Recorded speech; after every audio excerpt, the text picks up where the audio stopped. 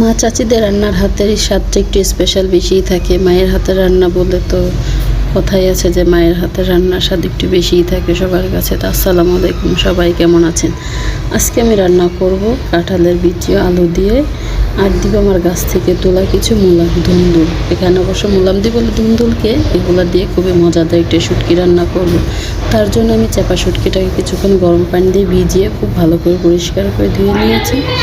এখন তেলের ভিতরে দিয়ে দিলাম শুটকিগুলা, দিয়ে দিলাম আমি কিছুটা লবণ, দিয়ে আমি এখন এটাকে তেলে একটু ভাজা ভাজা করে তারপরে দিয়ে দিব পেঁয়াজ ও রসুন একসাথে বাটা, দিয়ে আমি দিয়ে দিলাম তারপরে কিছুটা হলুদ ও মরিচের গুঁড়া, দিয়ে মশলাটাকে একটু ভালো করে কষিয়ে নিব।